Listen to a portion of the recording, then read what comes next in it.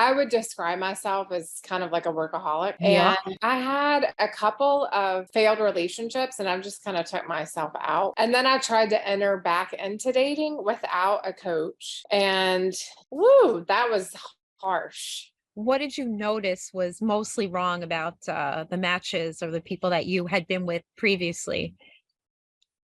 I always wanted more. When you're going for the gold and you want your soulmate, you want all the things. You don't want to leave out two things and have three and be like, well, this is the best I can get, or time is running out, or any of those things that you tell yourself. How did it feel in those relationships? I would say lonely and not connected.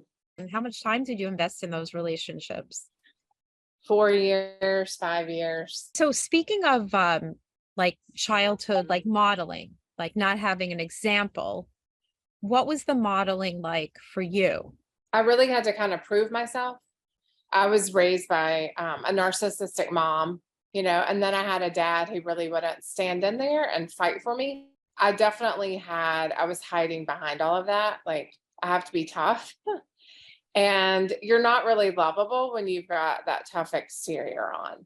I was basically um, not attracting anybody. I knew in my heart of hearts there was another way. I knew I needed like an expert and basically in dating. And one of our mutual friends told me about it. And so then we come together. You wanted help, you wanted support, you knew you needed because you believe in that. And you felt like you wanted to get help with dating, but ultimately we had to take that protection thing down.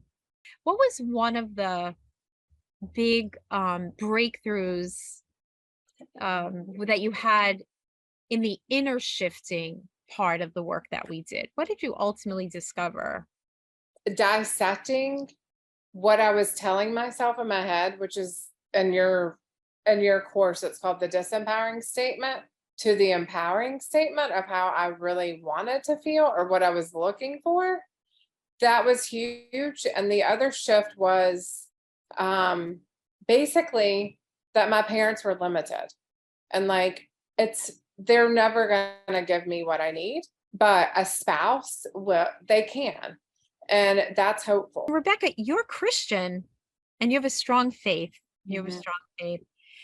So what can you share about, sometimes people tell me, oh, God will fix it or work it out for me, when it's right, it'll just work itself out. But then it could be like 3 decades and it doesn't. Right. So what's your perspective now about spirituality and Christianity and your man and how that all fits together? So this is what I've always believed, and I do believe this is sound doctrine. God is not going to do what you can do. And so, will he push it over the edge? Yeah. But you can't wait, because if you're not doing anything, there's no action behind any of this. He can't do the magic for you. But when I met Todd, I mean, the moment that I met him, we talked on the phone and then we had a date. And our first date, like I liked the way he looked. That's one of the rules, right? Like, are you attracted to them? And then the deeper that I got to know him, the more he showed up like nobody's ever shown up before. He read my whole profile. And so I knew he was different when, he sent me like 3 sentences worth, I am a Christian, this is who I am, kind of thing. So just automatically out the gate, the tone was different. Like I kind of just want to know this guy. What is your life like now that you've have Todd? It's kind of unbelievable in the way that it's 180 degrees different. I mean, seriously, like I don't want to be strong anymore. Like, I know that sounds ridiculous. No, it sounds great. Um, but like I just want a life of ease, and this man provides that. He's very thoughtful. He's super attentive. And I appreciate, like, he'll have lunch for me. And I'm like, I didn't even ask you to do that. Just things like that. He just meets me where I am, but he also will tell me like if we have any type of communication, I mean, everybody says communication's like the hardest, or it's the one thing in a marriage that's like you really have to master. And what I appreciate about him is he'll be like, that didn't feel good, and we'll handle it like right then and there. And so it feels really mature. It feels really safe.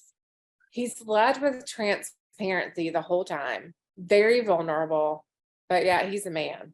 And so it puts me in a spot where I can just kind of lean back and I don't have to be the leader anymore.